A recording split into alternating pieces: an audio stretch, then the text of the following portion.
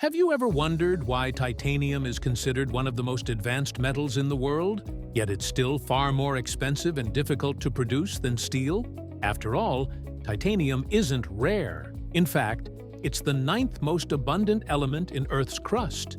You would think that a metal so common would be easy to turn into everyday materials, but the reality is very different. Unlike iron, which can be smelted directly into steel in massive blast furnaces, titanium refuses to cooperate with simple methods. It clings tightly to oxygen and other elements, making it incredibly difficult to separate into pure metal. And the process engineers had to invent a way to extract it, which is surprisingly complex, involving chlorine gas, extreme temperatures, and carefully controlled vacuum environments.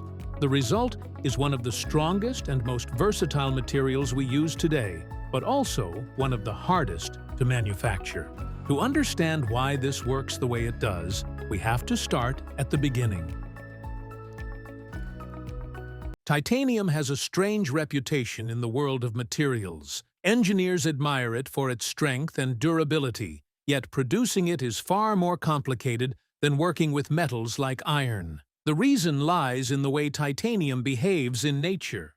Unlike some metals that can exist in relatively pure form, titanium almost always appears locked inside chemical compounds. It bonds strongly with oxygen and other elements, forming minerals such as ilmenite and rutile. These minerals are the main sources of titanium ore and are typically mined from large open-pit deposits. Countries like Australia, South Africa, and Canada produce large quantities of these ores. Mining titanium ore looks fairly similar to other types of mining. Heavy machinery removes large sections of earth, and the material is crushed and washed to concentrate the titanium-bearing minerals. At this stage, the process still appears straightforward. But separating the metal from its chemical bonds is where things become extremely challenging. Titanium reacts aggressively with oxygen, nitrogen, and even hydrogen when exposed to high temperatures. If engineers attempted to extract it using the same methods used for iron, the metal would simply react with the surrounding gases and become contaminated. In other words, titanium cannot be smelted directly like iron ore in a blast furnace. This chemical stubbornness is the first major reason why titanium is harder to produce than steel. For many years, this problem limited titanium to small laboratory experiments. That changed in the 20th century with the development of a method known as the Kroll process. This process finally allowed titanium to be produced on an industrial scale. The Kroll process begins by converting titanium ore into a chemical compound called titanium tetrachloride. To achieve this, the concentrated titanium minerals are mixed with carbon, usually in the form of coke, and then exposed to chlorine gas at extremely high temperatures, around 1,000 degrees Celsius. Under these conditions, the chlorine reacts with the titanium contained in the ore, forming titanium tetrachloride, a volatile liquid compound. This stage already shows how different titanium production is compared with steel. Instead of simply melting ore, engineers must first transform the metal into a chemical liquid so that impurities can be removed. The titanium tetrachloride is purified through distillation, where unwanted elements are separated away. This purification step is crucial because even tiny amounts of contamination can weaken the final metal. Once the liquid titanium tetrachloride has been purified, the next challenge is converting it into metallic titanium. This is done through a reduction reaction using magnesium or sometimes sodium. The purified liquid is placed inside a sealed reactor filled with molten magnesium. In a controlled environment, often under vacuum or inert gas, the magnesium reacts with the chlorine atoms in the compound. As the chlorine bonds with magnesium, the titanium is released as solid metal. However, the result is not the shiny metallic material most people imagine. Instead, the titanium forms a porous substance known as titanium sponge.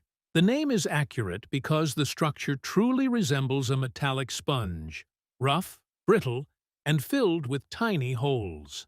Before titanium can be used in manufacturing, This sponge must undergo several additional steps. First, it is cleaned and crushed to remove leftover reaction byproducts such as magnesium chloride. Then the sponge is melted in specialized furnaces. Titanium cannot be melted in open air because it would immediately react with oxygen. Instead, the melting process must occur in vacuum furnaces or carefully controlled environments. Two common techniques are vacuum arc remelting and electron beam melting. In these systems, the titanium sponge is heated until it liquefies while the surrounding atmosphere is tightly controlled. This prevents contamination and allows the metal to reach high levels of purity. During this melting stage, other elements may also be added to create titanium alloys. Small amounts of metals like aluminum or vanadium are mixed with the molten titanium to produce materials with enhanced strength and performance.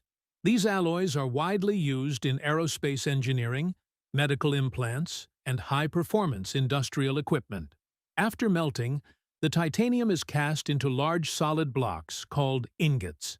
These ingots serve as the starting point for shaping the metal into usable forms. They are reheated and processed using powerful industrial equipment that can forge, roll, or extrude the metal into sheets, rods, tubes, or structural components.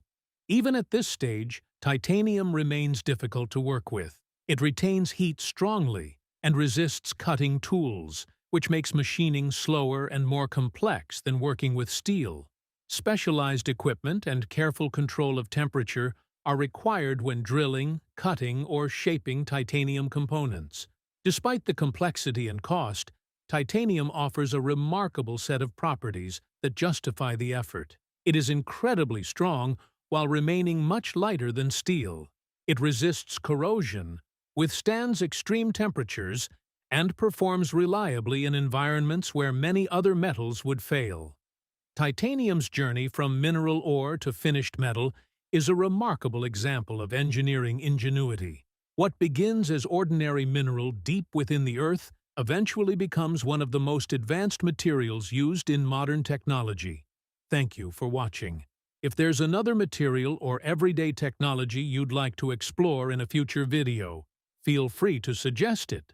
And if you enjoy calm explanations like this, consider subscribing so you don't miss the next story behind the materials that quietly shape our world.